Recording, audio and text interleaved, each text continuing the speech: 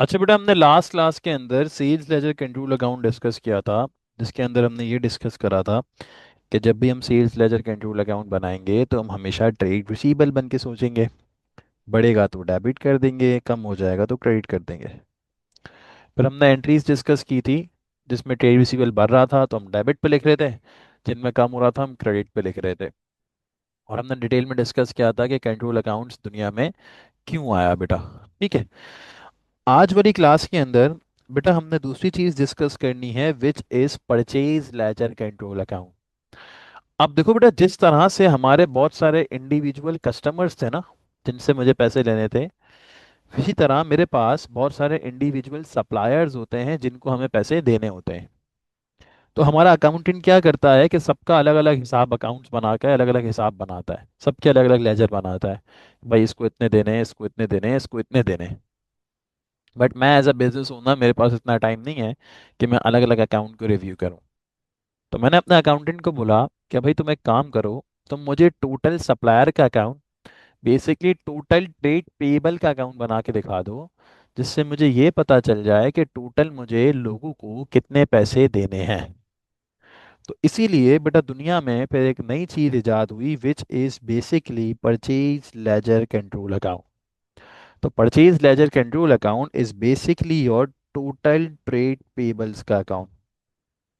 Trade payable कौन होते हैं? वो लोग जिनको पैसे देने होते हैं, जिनसे हमने माल उधार पे खरीदा होता है। तो पैसे देने हैं, लाइबिलिटी है, इसलिए लाइबिलिटी बढ़ेगी तो हमेशा क्रेडिट और कम होंगे तो हमेशा डेबिट। तो इसीलिए जब भी मैं परचेज लेजर कंट्रोल अकाउंट बनाऊंगा तो रट्टा मारने की कतई ज़रूरत नहीं है। हर एक एंट्री को पढ़ेंगे और उससे सिर्फ और सिर्फ ये देखेंगे कि ट्रेड पेबल बढ़ रहा है या कम हो रहा है। बढ़ रहा होगा तो क्रेडिट पे लिख देंगे और कम हो रहा होगा तो डेबिट पे लिख देंगे। तो इसीलिए बेटा, सिंस इसकी जो नेचर है वो क्रेडिट नेचर है, जिसका ओपनिंग बैलेंस हमेशा किस साइड पे आता है? क्रेडिट साइड पे। कि साल के स्टार्ट में लोगों को इतने पैसे देने हैं। तो सर क्या डेबिट पे आ सकता है? बिल्कुल डेबिट पे आएगा तो नेगेटिव बैलेंस है, विच मीन्स दैट कि लोगों को देने नहीं है, सप्लायर से पैसे लेने हैं। सर सप्लायर से पैसे कौन लेता है? बेटा वही दो केस जो मैंने आपको लास्ट वीडियो में समझाए थे। कि देखो बेटा, दो केस होते हैं, over payment and pre payment. अब मे बी पॉसिबल कि इस दफ़ा मैंने सप्लायर को ओवर पेमेंट कर दी हो, 5,000 की जगह 50,000 ट्रांसफ़र कर दी हो। तो मुझे जो एक्स्ट्रा अमाउंट मैंने ट्रांसफ़र करी है वो लेनी हो। और हो सकता है कि मैंने इस दफ़ा सप्लायर को प्री पेमेंट कर दी हो, प्रोडक्ट और सर्विस नहीं ली, पैसे पहले से दे दिए, तो पैसे मेरे हैं, मेरे लिए एसेट है। ठीक है बेटे। खैर, अब हर एक एंट्री को पढ़ेंगे और उससे ये देखेंगे कि ट्रेड पेबल बढ़ रहे हैं या कम हो रहे हैं। जैसे for an example, credit purchases. Credit purchases का बेटा मतलब क्या है कि मैंने गुड्स उधार पे खरीदे। जब बेटा मैं गुड्स उधार पे खरीदूंगा तो मुझे लोगों को और पैसे देने पड़ेंगे। जब मैं लोगों को और पैसे देने पड़ेंगे तो मेरी लाइबिलिटी बढ़ जाएगी, मेरे ट्रेड पेबल्स बढ़ जाएंगे। बढ़ेंगे तो बेटा किस साइड पे रिकॉर्ड कर लूंगा? क्रेडिट साइड पे। सिमिलरली बेटा, जिससे मैंने गुड्स उधार पे खरीदे थे ना, उस सप्लायर को मैंने पेमेंट कर दी, मैंने पैसे दे दिए। जब मैं उसको पेमेंट कर दूंगा, पैसे दे दूंगा, तो मुझे अब उसको कम पैसे देने पड़ेंगे। मेरी लाइबिलिटी, मेरे ट्रेड पेबल्स कम हो जाएंगे। और जब मेरी लाइबिलिटी कम होगी तो बेटा किस साइड पे रिकॉर्ड कर लूंगा? डेबिट साइड पे। अब ऑब्वियसली पेमेंट या कैश से करूंगा या बैंक से करूंगा। तो नाम कैश और बैंक का यूज हुआ है, बैंक अकाउंट तो क्रेडिट ही हुआ है, सप्लायर का अकाउंट डेबिट हुआ है, सिर्फ रेफरेंस अपोजिट अकाउंट का दिया है। सिमिलरली, जिस सप्लायर से मैंने गुड्स उधार पे खरीदे थे ना, मैंने उस सप्लायर को उसके गुड्स उसको रिटर्न कर दिए। जब मैं उसके गुड्स उसको रिटर्न कर दूंगा तो अगेन अब मैं उसको कम पैसे दूंगा। जब मैं उसको कम पैसे दूंगा तो मेरी लाइबिलिटी कम हो जाएगी। कम हो जाएगी तो किस साइड पे रिकॉर्ड करेंगे? डेबिट साइड पे। जैसे फॉर एन एग्जाम्पल, मैंने एक सप्लायर से 100 रुपये के गुड्स खरीदे थे, जिसमें से 30 रुपये के गुड्स मैंने रिटर्न कर दिए। तो ऑब्वियसली मुझे उसको 70 देने पड़ेंगे, मेरी लाइबिलिटी कम हुई। सही है। सिमिलरली, जिस सप्लायर से मैंने गुड्स उधार पे खरीदे थे ना, उस सप्लायर ने मुझे डिस्काउंट दिया, मतलब मेरे लिए तो डिस्काउंट रिसीव है। जब उसने मुझे डिस्काउंट दिया तो अगेन अब मुझे उसको कम पैसे देने पड़ेंगे। जब मुझे उसको कम पैसे देने पड़ेंगे तो मेरी लाइबिलिटी, मेरे ट्रेड पेबल्स कम हो गए। जब कम हो गए तो बेटा किस साइड पे रिकॉर्ड कर लिया? डेबिट साइड पे। सिमिलरली जिस सप्लायर से मैंने गुड्स उधार पे खरीदे थे ना, मैं उस सप्लायर को पैसे नहीं दे रहा था, तो उस सप्लायर ने मेरे पे इंटरेस्ट चार्ज करा। जब वो मुझ पर इंटरेस्ट चार्ज करेगा तो अब मुझे उसको और पैसे देने पड़ेंगे, तो मेरी लाइबिलिटी बढ़ जाएगी। जब मेरी लाइबिलिटी बढ़ जाएगी तो किस साइड पे रिकॉर्ड होगा बेटा? क्रेडिट साइड पे। ठीक है जी। तो देखो बेटा, ये सारे केस मैंने आपको समझा दिए, अब दो रह गए, रिफंड और कॉन्ट्रा। कॉन्ट्रा का बेटा वही सीन है, वटा सटा पिट्टूस कर देना। एग्जाम्पल दोबारा दे रहा हूँ। मैंने एक बंदे से 100 रुपए के गुड्स खरीदे, तो मुझे उसको 100 रुपए देने हैं। और उसने भी मुझसे 100 रुपए के गुड्स खरीदे, तो उसको भी मुझसे 100 लेने हैं। तो मैंने कहा मैं आपको पैसे दूं, आप मुझे पैसे दो, इससे अच्छा हम क्या करते हैं, अमाउंट को सेट ऑफ कर देते हैं, हिसाब को निल कर देते हैं। तो जो मुझे पैसे देने थे, क्या अब मैं वो दूंगा? नहीं। जब वो पैसे मैं नहीं दूंगा तो मेरी लाइबिलिटी, मेरा उधार, मेरे ट्रेड पेबल्स कम हो गए। कम हो गए तो किस साइड पे रिकॉर्ड करेंगे? डेबिट साइड पे। समझे बेटे? लास्ट चीज रह गई, which is refund by supplier. Again दो केस, एक स्टोरी, एक अकाउंटिंग कॉन्सेप्ट।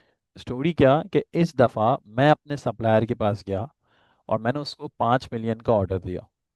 उसने बोला सर ये 2-3 दिन में आपको मैं डिलीवर करूंगा। तो मैंने बोला ठीक है, कोई मसला नहीं है, लेकिन ये 50 लाख रुपए तुम पहले से रख लो, एडवांस में रख लो। तो उसने वो पैसे मुझे रिफंड कर दिए और बोला सर जब मैं प्रोडक्ट डिलीवर करूं फिर पैसे देना। जब उसने मेरे पैसे मुझे रिफंड कर दिए, अब 3 दिन बाद मुझे दोबारा से उसको पैसे देने पड़ेंगे। मेरी लाइबिलिटी दोबारा से बढ़ गई। और जब मेरी लाइबिलिटी बढ़ गई तो मैंने किस साइड पे रिकॉर्ड कर लिया? क्रेडिट साइड पे। अकाउंटिंग कॉन्सेप्ट क्या? सप्लायर ने पैसे रिफंड करे तो बैंक में पैसा आया तो बैंक डेबिट, सप्लायर का account credit. Simple. In the end बेटा वही सेम सीन, जो साइड वीक वहाँ कैरेट डाउन, उसकी ऑपोजिट साइड पे ब्रॉड डाउन। यहाँ पे आ रहा है तो ऑब्वियसली देने हैं, ट्रेड पेबल्स का बैलेंस है, लाइबिलिटी है। यहाँ पे आ रहे हैं तो लेने हैं। अच्छा, लेने किस केस में होते हैं? ओवर पेमेंट या प्री पेमेंट के केस में। तो बेटा ये होता है कंट्रोल अकाउंट्स। एसएलसी ये बनाओ सालसा पालसा, मैं ऐसा कहता हूँ, सालसा बनाओ ट्रेड रिसीबल बन के सोचो, पालसा बनाओ ट्रेड पेबल बन के सोचो। रट्टे मारने की कोई ज़रूरत नहीं है। ठीक है जी। अच्छा, इसमें मेरा अब आप लोग को समझ आया तो आप लोग से एक सवाल है, बेसिकली एक कॉन्सेप्ट है वो सिखाना है। लेट्स अज्यूम बेटा मैंने कैश परचेज करी। क्या करी बेटा? Cash purchase.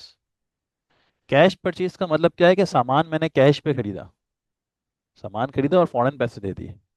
तो उससे क्या होगा? ट्रेड पेबल बढ़ेंगे या कम होंगे? सोच के बोलना। कुछ भी नहीं होगा भाई, इग्नोर होगा कंट्रोल अकाउंट्स में। क्यों सर? मैंने आपको बोला कि जो परचेज लेजर कंट्रोल अकाउंट है वो किसका अकाउंट है? टोटल ट्रेड पेबल का अकाउंट है।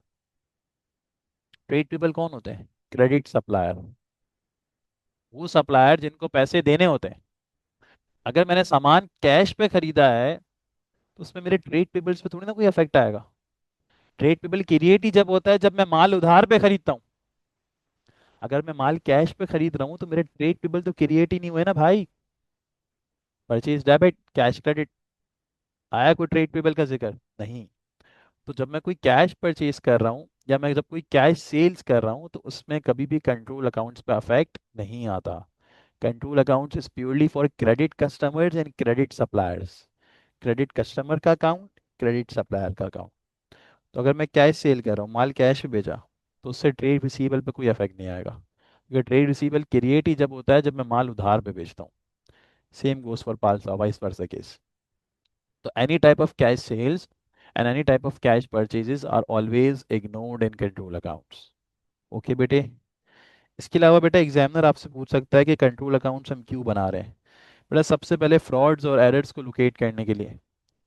कैसे? अगर मैंने इंडिविजुअल अकाउंट बनाया है, ठीक है, और मैंने टोटल अकाउंट भी बनाया, तो इंडिविजुअल अकाउंट्स का बैलेंस और टोटल अकाउंट्स का बैलेंस सेम आना चाहिए ना, क्योंकि सेम ट्रांजेक्शन्स पुट ऑन किए। अगर वो सेम नहीं आ रहा तो ऑब्वियसली या तो अकाउंटेंट ने कोई फ्रॉड किया या कोई एरर हुआ है।